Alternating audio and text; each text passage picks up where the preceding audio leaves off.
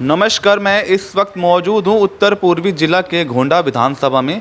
हमारे साथ इस वक्त मौजूद है भारतीय जनता पार्टी से करुणा सक्सेना जी, जो कि उपाध्यक्ष हैं महिला मोर्चा जिला उत्तर पूर्वी से। आइए इनसे बात करते हैं। मेरा मैम आपसे पहला इंट्रोडक्शन है ना, आप जैसे जुड़ी हैं इस राजनीति में, जो कदम रखा आपने भारतीय जनता पार्टी में, कैसे आपके मन में आया इस राजनीति में जुड़ने का? राजनीति में तो खैर समझ लीजिए एक तरीके से मैं बचपन से ही हूँ, क्योंकि शादी से पहले भी मैं अपने भाई के साथ राजनीति करती थी। बीजेपी पार्टी में भी जुड़ी हुई थी। मैं चांदनी चौक की लड़की हूँ। वहीं से मैं थोड़ा सा वहाँ पे मैं करती थी, सोशल वर्कर भी थी। फिर मेरी शादी हो के आई तो यहाँ पे देखा मेरे हस्बैंड भी पार्टी के अंदर हैं जुड़े हुए। फिर उन्होंने मुझे थोड़ा सा उत्साह करा कि तुम जब जुड़ी हो तो तुम भी ये काम पार्टी के अंदर जुड़ो और जो तुम्हारे जैसा है उस तरीके से करो आप कार्य। जैसा आपका मैम जिला उत्तर पूर्वी लगता है, जिसके अंतर्गत 5 विधानसभाएं हैं, तो महिलाओं की जो भी मैम समस्याएं होती हैं घरेलू या रोजगार से संबंधित, क्या उस चीज़ को लेकर आपने कोई काम किया है? हाँ, महिलाओं को लेके मैंने बहुत कार्य करे हैं। एक तो मेरा खुद का ही बिजनेस है, उससे मैंने महिलाओं को काफ़ी कार्य दिए हैं। मेरा जो ज्वेलरी का बिजनेस है मोती माला का, उससे मेरी कम से कम 500 या 600 महिलाओं को मैंने कार्य दिया है। दूसरी बात, कई महिलाएं मेरे पास आती हैं जिन्होंने सिलाई विलाई सीखी है, तो मैंने उनकी शॉप खुलवाई है और उनको पिको मशीन और सिलाई मशीन दी है। उससे उनका घर गृहस्थी सही से चल रही है। जैसे कि कोई बच्चा बीमार है या किसी की तबीयत ख़राब है तो मैं तुरंत ही उसका इलाज के लिए मैंने अपनी तरफ से जो बन पड़ा उस तरीके से मैंने कार्य करे। और कोरोना काल के अंदर मैंने ऑक्सीजन का प्रबंध करवाया खुद भाग के अपने मुंह से। तो खैर मैं बोल रही हूँ तो अच्छा नहीं लग रहा। ऑक्सीजन का प्रबंध करवाया। राशन भी मैंने कई बांटा, काफ़ी जिनको ज़रूरत थी। मैंने पहचान पत्र कैंप लगवाया था। पहचान पत्र बनवाए थे, कम से कम मैंने 2000 पहचान पत्र बनवाए।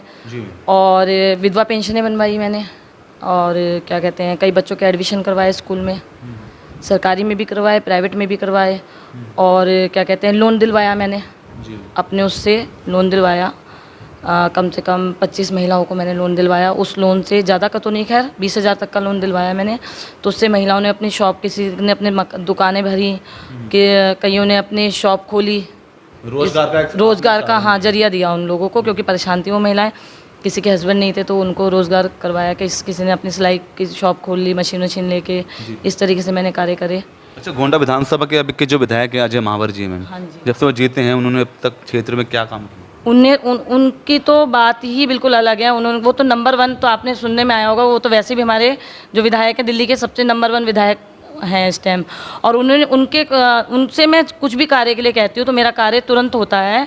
और मेरा ही नहीं, हर किसी का कार्य तुरंत मैं फ़ोन करती हूँ, या कोई भी मेरे पास परेशानी आती है, कुछ आती है, तो तुरंत ये कार्य करते हैं। उन्होंने काफ़ी गलियाँ भी बनवाई हैं। जिस गलियों के नंबर मैंने देते, ये गली बननी है, तो वो भी अभी 10 दिन 15 दिन पहले उन्होंने कैमरे लगवाए हैं। जहाँ मैंने जहाँ मैंने उनको बिल दिए थे, उससे उन्होंने सब जगह पे कैमरे लगवाए। अच्छा, अभी ऐसी कोई समस्या तो नहीं है मैम क्षेत्र में? पानी, सीवर, सफाई? पानी की समस्या तो खैर है, पर विधायक जी हमारे कर रहे हैं।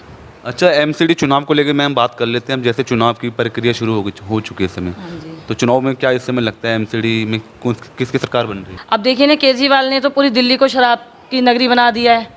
तो आप जाएंगे तो बच्चे सारे, मतलब पल पल जगह जगह ठेके खुल गए थे। अब तो खैर गवर्नमेंट की तरफ से अब बंद हो गए हैं सब। हम लोगों ने पूरा अपने भरपूर हाँ पूरा वो करा, तो उससे थोड़ा सा ऊपर से हमारी सुनवाई हो गई, तो थोड़ा ठीक है। पर दिल्ली तो बिल्कुल शराब की नगरी बनी चुकी है, समझ लो इस टाइम तो। और एक के साथ एक फ्री वाला तो और भी वो है। आजकल पब्लिक ये कह रही है कि, मैं पब्लिक के लिए भी थोड़ा सा कहूँगी, हाथ जोड़ के विनती करती हूँ कि अगर दारू बढ़ती है तो उसके लिए कोई भी नहीं बोलता है कि दारू के रेट बढ़ गए हैं, पर अगर गैस के रेट बढ़ जाते हैं तो उसके लिए सब लोग बोलते हैं। तो नियम एक जैसे ही होने चाहिए, नियम कायदे एक जैसे होने चाहिए। अब गैस के तो, क्योंकि कोरोना काल में भी देखो हमारा देश इतने उभर के आया और नंबर 1 पे रहा, तो उसमें थोड़ी सी महंगाई तो बढ़ेगी, पर उसके लिए भी हमारे मोदी जी हर चीज़ से कर रहे हैं कि किस तरीके से कैसे हमारे देश को सही से। और मोदी जी की तो बात करी जाए तो इस टाइम हमारा मोदी जी हमारे देश को बिल्कुल मजबूत कर रहे हैं। जो बाहर की कंट्री हमारे पे हावी ना हो पाए, इसलिए अंदर भी मजबूती जो कर रहे हैं। आज तक किसी नेता ने नहीं करी ऐसी जो हमारे मोदी जी ने करी है। आज तक किसी नेता ने नहीं करी है। इस टाइम नंबर 1 पे हमारा देश है, पहले कभी नहीं था हमारा देश। तो मैम, जब से आम आदमी पार्टी की सरकार बनी 8 सालों में, क्या देखती हैं? 8 सालों में आप देख लो, आप जगह जगह जाएंगे, मैं तो कई जगह जा चुकी हूँ। देख लो बिल कितने आ रहे हैं मेरे पास। बिजली और पानी के लिए जो बेचारे गरीब लोग हैं, उनके चौगने बिल आ रहे हैं। उनके बिल के लिए मुझे भागा दौड़ी करनी पड़ी है, उनका बिल कम करवाना पड़ रहा है। पानी के एक का आया 25,000 का बिल, जिनका बेचारों की 6,000 7,000 की तनख्वाह, वो 25,000 कहाँ से भर लेंगे पानी का बिल। तो उनके पानी का बिल मैंने जाके रिक्वेस्ट करके कम करवाया, विधायक जी से भी बात करी और भी मेरे जो जने हैं उनसे भी बात करी, एमसीडी में भी मैंने बात करी, तब जाके उनके बिल कम हुए। वो बेचारे ऐसे थे इस टाइम परेशान, रो रहे थे कि इतना बिल हम कैसे भर देंगे। बिजली में भी यही हुआ, बिजली में भी 12 महीने की जगह वो 13 महीने के बिजली का बिल ले रहे हैं, क्योंकि मैंने कई बिल नोट करे तो उसमें यही चीज़ें आई हैं कि 27 दिन 25 दिन के मतलब महीने का नहीं 25 दिन का बिल आ रहा है। हमारे विधायक जी ने नोट करा इस चीज़ को, तो फिर हम लोगों ने भी नोट करा, तब हमने देखा कि तो बिल भी गलत आ रहे हैं, और बिल जहाँ फ्री था इस टाइम तो डबल चौगने आ रहे हैं बिजली के बिल। अच्छा, अगर आपको मैम पार्टी इस मैदान में उतारती है, महिला सीट होती है, तो क्या आप इस चुनाव की भागीदारी लेंगे मैम? अगर पार्टी मुझे उतारेंगी चुनाव में तो पहले मैं अपने क्षेत्र को ही तरक्की करूँगी। क्षेत्र में मेरे काफ़ी दिक्कतें हैं, वो मैं सबसे पहले उसी को ही देखूँगी कि किस तरीके से मैं अपने क्षेत्र में सुधार लाऊँ, और मैं इसी के लिए ही उतरी हूँ। और अपनी महिला, जो मेरे क्षेत्र की महिलाएं, उनको मैं आगे से आगे बढ़ाऊँ। मेरा सबसे पहला यही है कि उनको आगे से आगे बढ़ाने में सबसे ज़्यादा सहयोग मेरा ही रहे, चाहे मुझे टिकट मिले या ना मिले, पर मैं इसीलिए ही पार्टी में उतरी हूँ कि मैं लोगों की मदद कर सकूँ। और वाकई में पार्टी में उतरी हूँ तो मेरे को काफ़ी चीज़ों की नॉलेज भी हो गई है कि किस तरीके से क्या करना चाहिए, तो इससे मैं लोगों की मदद करी तो मुझे अपने पे भी गर्व होता है इस चीज़ का। तो मैम और एक छोटा सा कोई अपील अपनी जनता में आप देना चाहेंगे? जनता से बस यही अपील देना चाहूँगी कि हम भारतीय हैं, हिंदुस्तानी हैं, तो एकता से रहें।